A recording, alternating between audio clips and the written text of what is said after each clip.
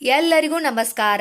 ಹೆಣ್ಣು ಮಕ್ಕಳು ಗಂಟೆ ಏಕೆ ಬಾರಿಸಬಾರದು, ಬಾರಿಸಿದರೆ ಏನಾಗುತ್ತದೆ ಎಂಬುದನ್ನು ಈ ವಿಡಿಯೋದಲ್ಲಿ ತಿಳಿಯೋಣ. ಘಂಟಾನಾದ ಇಲ್ಲದೆ ಯಾರು ಪೂಜೆ ಮಾಡುತ್ತಾರೋ ಅಥವಾ ಗಂಟೆ ಬಾರಿಸದೆ ಯಾರು ಪೂಜೆ ಮಾಡುತ್ತಾರೋ ಅಂತಹ ಮನೆಯಲ್ಲಿ ಕುರುಡು ಕಿವುಡು ಮಕ್ಕಳು ಹುಟ್ಟುತ್ತಾರೆ ಎಂದು ಶಾಸ್ತ್ರದಲ್ಲಿ ಹೇಳಿದ್ದಾರೆ. ಗಂಟೆಯನ್ನು ಬಾರಿಸದೆ ಪೂಜೆ ಮಾಡಿದ ಸಂದರ್ಭದಲ್ಲಿ ಅದು ಸಾರ್ಥಕ ಆಗುವುದಿಲ್ಲ. ಹಾಗಾಗಿ ಘಂಟಾನಾದ ಮಾಡಲೇಬೇಕು. ಘಂಟಾನಾದವನ್ನು ಯಾವಾಗ ಮಾಡಬೇಕು? ದೇವರಿಗೆ ಧೂಪ ತೋರಿಸಿದಾಗ, ದೀಪ ಬೆಳಗಿದಾಗ, ನೈವೇದ್ಯ ಮಾಡುವಾಗ ಘಂಟಾನಾದವನ್ನು ಮಾಡಲೇಬೇಕು. ಗಂಟೆಯ ಎತ್ತರ 5 ಇಂಚು ಇದ್ದರೆ ಸಾಕು. ಇನ್ನೂ ಎತ್ತರ ಇದ್ದರೂ ಪರವಾಗಿಲ್ಲ, ಆದರೆ ಚಿಕ್ಕದಿರಬಾರದು. ಗಂಟೆಯಲ್ಲಿ ಆಂಜನೇಯ ಸ್ವಾಮಿ ಅಥವಾ ನಂದೀಶ್ವರ ಮೂರ್ತಿ ಇರುವಂತಹ ಗಂಟೆಯನ್ನು ಬಳಸಿದರೆ ಒಳ್ಳೆಯದು. ಇನ್ನು ಕೆಲವರು ಶಂಕುಚಕ್ರ ಇರುವ ಗಂಟೆಯನ್ನು ಬಳಸುತ್ತಾರೆ. ಅದು ಕೂಡ ತುಂಬಾನೇ ಒಳ್ಳೆಯದು. ಮನೆಯಲ್ಲಿ ಧನಾತ್ಮಕ ಶಕ್ತಿ ಹೆಚ್ಚಿಸಬೇಕೆಂದರೆ ಮನೆಯ ಮೂಲೆ ಮೂಲೆಯಲ್ಲೂ ಗಂಟೆ ಬಾರಿಸಬೇಕು. ಬೆಳಿಗ್ಗೆ ಗಂಡು ಮಕ್ಕಳು, ಸಂಜೆ ವೇಳೆ ಹೆಣ್ಣು ಮಕ್ಕಳು ದೀಪವನ್ನು ಹಚ್ಚಬೇಕು ಎಂದು ಹೇಳುತ್ತಾರೆ. ಇದರಿಂದ ಮನೆಯಲ್ಲಿ ಧನಾಭಿವೃದ್ಧಿಯಾಗುತ್ತದೆ ಎಂದು ಹೇಳುತ್ತಾರೆ. ಗಂಟೆಯ ಶಬ್ದ ಓಂಕಾರಕ್ಕೆ ಸಮನಾಗಿರುತ್ತದೆ.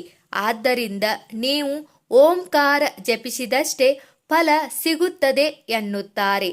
ಪುರಾಣಗಳ ಪ್ರಕಾರ ಪೂಜಾ ಸಮಯದಲ್ಲಿ ಗಂಟೆ ಬಾರಿಸಿದಾಗ ಅದು ದೇವರ ಎದುರು ನಿಂತಿರುವ ವ್ಯಕ್ತಿಯ ಉಪಸ್ಥಿತಿಯನ್ನು ದೇವರಿಗೆ ಖಚಿತಪಡಿಸುತ್ತದೆ. ಜೊತೆಗೆ ದೇವರನ್ನು ಎಚ್ಚರಗೊಳಿಸಲು ಕೂಡ ಎಂದು ಹೇಳುತ್ತಾರೆ. ಗಂಟೆ ಬಾರಿಸುವ ಮೂಲಕ ವ್ಯಕ್ತಿಗಳ ಮನಸ್ಸಲ್ಲಿ ಧಾರ್ಮಿಕ ಭಾವಗಳು ಉದ್ಭವಿಸುವುದರ ಜೊತೆಗೆ ಗಂಟೆಯ ಸದ್ದು ಪರಿಸರವನ್ನು ಶುದ್ಧ ಮಾಡುತ್ತದೆ. ಈ ಶಬ್ದದಿಂದ ಹೊರಬರುವ ಕಂಪನಗಳು ಆ ಪ್ರದೇಶದಲ್ಲಿರುವ ಹಾನಿಕಾರಕ ವೈರಸ್, ಬ್ಯಾಕ್ಟೀರಿಯಾಗಳು ಮತ್ತು ಸೂಕ್ಷ್ಮ ಜೀವಿಗಳನ್ನು ನಾಶಪಡಿಸುತ್ತದೆ. ಇದರಿಂದ ದೇವಾಲಯ ಅಥವಾ ಮನೆಯಲ್ಲಿ ನಕಾರಾತ್ಮಕ ಶಕ್ತಿಯು ಕಡಿಮೆಯಾಗಿ ಪಾಸಿಟಿವ್ ಎನರ್ಜಿ ಹೆಚ್ಚಾಗುತ್ತದೆ. ಯಾವ ಸಮಯದಲ್ಲಿ ಗಂಟೆ ಬಾರಿಸಬಾರದು?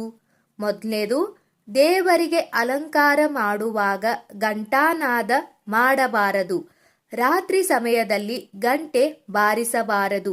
ಅದು ಸಕಲ ಜೀವಿಗಳಿಗೂ ವಿಶ್ರಾಂತಿ ಸಮಯ. ಈ ಸಮಯದಲ್ಲಿ ಘಂಟಾನಾದವನ್ನು ಮಾಡಿದರೆ ಪುಣ್ಯ ಫಲ ದೊರೆಯುವುದಿಲ್ಲ. ಏಕೆಂದರೆ ವಿಶ್ರಾಂತಿ ಪಡೆಯುತ್ತಿರುವವರನ್ನು ಅಥವಾ ಊಟ ಮಾಡುತ್ತಿರುವವರನ್ನು ತೊಂದರೆಗೊಳಪಡಿಸಿದರೆ ದೋಷ ಉಂಟಾಗುತ್ತದೆ. ಸೂತಕದ ಮನೆಯವರು ಘಂಟಾನಾದವನ್ನು ಮಾಡಬಾರದು. ಏಕೆಂದರೆ ಸೂತಕ ಕಳೆಯುವವರೆಗೂ ಆತ್ಮಗಳು ಕುಟುಂಬಸ್ಥರ ಜೊತೆಯೇ ಇರುತ್ತದೆ. ಮನೆಯಲ್ಲಿ ಘಂಟಾನಾದ ಮಾಡುವುದು, ಕಲಹ ಶಬ್ದ ಮಾಡುವುದು, ಜೋರು ಪಾತ್ರೆ ಶಬ್ದ ಮಾಡುವುದು ಇದೆಲ್ಲ ಆ ಆತ್ಮಕ್ಕೆ ತುಂಬಾ ನೋವಾಗುತ್ತದೆ. ಆತ್ಮಗಳು ಬಹಳ ಸೂಕ್ಷ್ಮವಾಗಿರುತ್ತದೆ ಎಂದು ಹೇಳುತ್ತಾರೆ. ಮಹಿಳೆಯರು ಘಂಟಾನಾದ ಮಾಡಬಹುದೇ ಎಂಬ ಪ್ರಶ್ನೆಗೆ ಉತ್ತರ ಇಲ್ಲಿದೆ. ಇದು ಸುಮಾರು ವರ್ಷದಿಂದ ನಡೆದು ಬಂದ ಪದ್ಧತಿ. ಹಿರಿಯರು ಇದನ್ನು ಪಾಲಿಸಿದ್ದಾರೆ. ಅದೇ ರೀತಿ ಸುಮಾರು ಮನೆಗಳಲ್ಲಿ ಸ್ತ್ರೀಯರು ಘಂಟಾನಾದ ಮಾಡುವುದಿಲ್ಲ. ಸ್ತ್ರೀಯರ ಎಡಗೈ ಗರ್ಭಕೋಶಕ್ಕೆ ಸೇರಿರುತ್ತದೆ. ಆದ ಕಾರಣ ಎಡಗೈಯಿಂದ ಘಂಟಾನಾದ ಮಾಡಿದರೆ ತೊಂದರೆಯಾಗುತ್ತದೆ ಎಂದು ಹೇಳುತ್ತಾರೆ. ಹಿರಿಯರು ಹೇಳುವುದು ನಮ್ಮ ಒಳಿತಿಗಾಗಿ.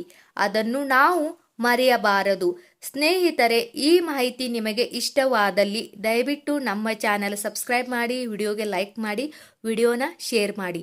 ಎಲ್ಲರಿಗೂ ಧನ್ಯವಾದಗಳು.